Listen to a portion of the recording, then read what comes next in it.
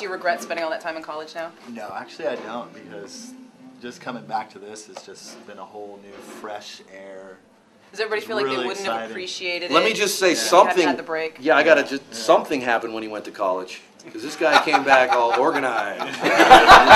You know, this is not the Matt Camacho that I played with back in those days. It was like I was going to take a little break and get together with these guys and play music. And when we got on a tour bus together, and we're sitting there backstage hanging out, it just clicked. The whole family vibe came back together, and I'm really excited about writing the new record now and doing this on a regular basis. This guy's actually writing. He's the first one who came home and said, I wrote a bunch of stuff, man. You know, he showed it to me. I like a lot of it. It's good. We got some beginnings. Nothing's like, no song titles, nothing like that. It's going to happen quick. There's a label. Everybody wants us to be on a label now. It's a beautiful situation because that could actually happen. We could actually say right now, let's go, hey guys, can we go to your label? And they'd go, yeah, that's great. You're going to get X amount. And it's, the point is that we have to feel like we've written something, so we don't have that extra pressure of like it has to be what they think it's going to be. Because I think it's going to turn into something different than we expect. If it was by the numbers, I don't think that would be any good.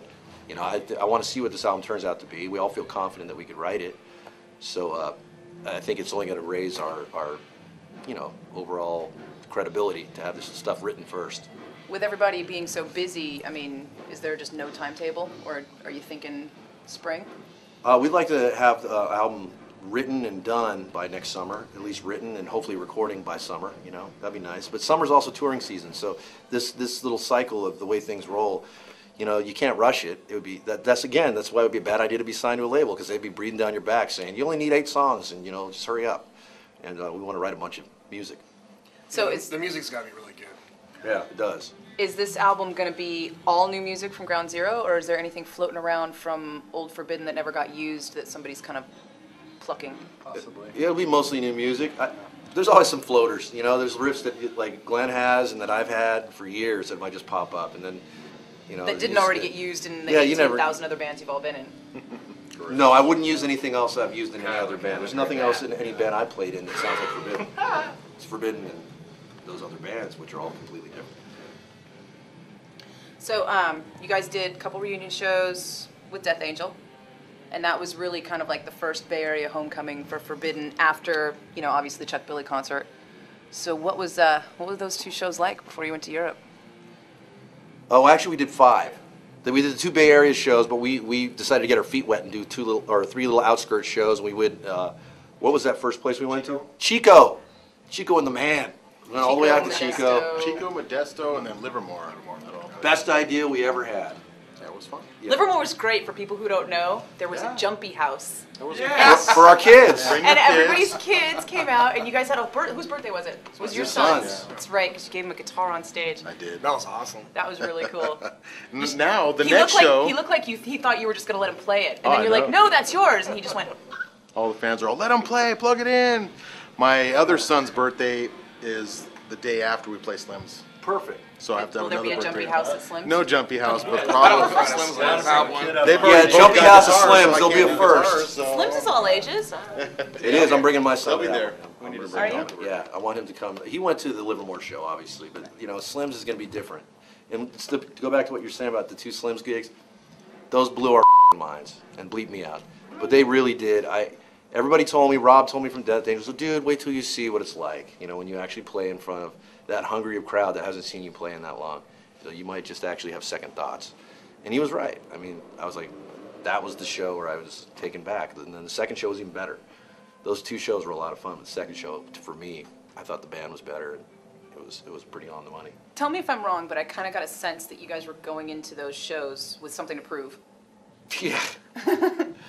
Of course. Like with all that went on in the Bay Area, like kind of a culmination of like the last couple of decades, and well, how many times did Forbidden open for Death Angel?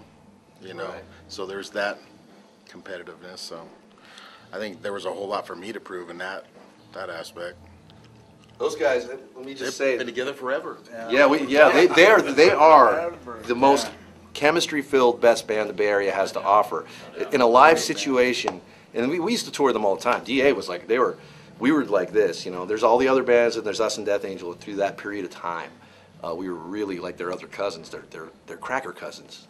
That was great about the Bay Area because we would open up for Testament or play with Testament and Death Angel and Vio-Lence, and there was that rivalry. Sometimes really friendly, sometimes we'd sometimes have just little things rivalry going on. Yeah, sometimes just rivalry, but it kind of pushed us and Did you ever and pull down made somebody else's flyer? and made things going on. But, I gotta say, I know people who did. I'm not a flyer puller. Sorry.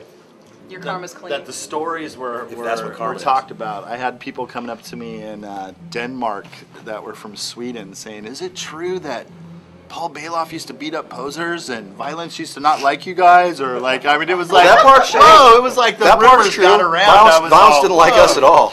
No, that was part of the good stuff. No, I'm saying it was like they heard the stories all the way on the other side of the world, so it was kind of funny that little. That happened rivalry on in this the Bay last Area. tour. People were on asking this you last that? tour, people were asking me like they knew stuff. People are that asking I you was now all- about 20-year-old Yep. gossip Yep. from the Bay Area. Yeah, they're like on the other side of the they're planet. about 22 years old too. Younger. No, there's kids, 17, 16 years There's a old. lot of young people into this band. It was just like that was another thing about us that really got me excited about getting together was just what kind of influence this band and the Bay Area bands have set around on the other side of the world. I was like, whoa, like they just knew all about us and knew about our music and all these stories. I was all, what a trip. So Better play good. you know. Yeah, you better. Oh man, you better I'm play good. gonna start practicing not now. suck. Yep. I Well, know. there's a reason why bands like ours and Exodus and Testament and forgive me, Death Angel and Heathen and everybody, we can do this right now, and it's not just because it's cool to do it. It's because new metal and old metal, the crossover, it's becoming obvious what the old records had that the new ones have a hard time replacing, you know. And people the kids just dig it up, and they're like, for some reason, it doesn't sound as good or as loud or as tight a production or whatever it is. They just like it. And it's because we were just out on a high wire, walking with no net, and that's the way we all did it back then. There was no fix-its, you know, we were just jamming. So that's why I think a lot of people like all the old metal, because it's just real. Yeah, we never did All the Pro sloppiness. Tools or anything when we were recording. It was all straight Punch in. recording. Yeah, that's the only thing we did do is punch in. You know, there was no Pro Tools or anything. So We just did it straight. yeah. Once you hear We it, only did it yeah. straight, yeah. Bunch of homophobes. Just kidding. Just kidding.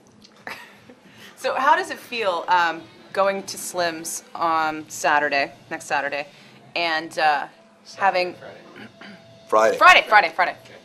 Sorry, Friday. Edit. Friday the 12th. Be there. Friday, September 12th at Slim's. Friday. How does it feel to go in there with you guys, and now Chaos just got added to the bill, right? Right.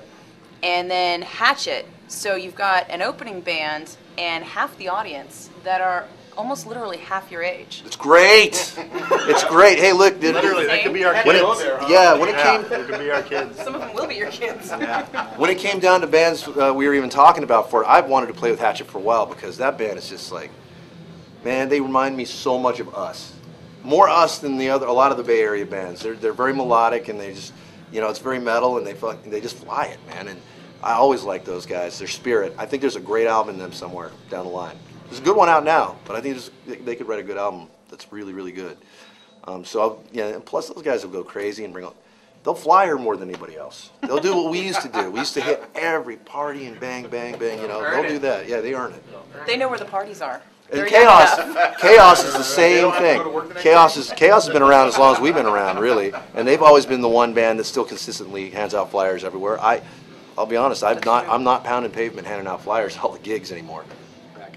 Back in the day, I did it, you know. Yeah, we did our share of that. We busted every show. We were all there. You feel like there's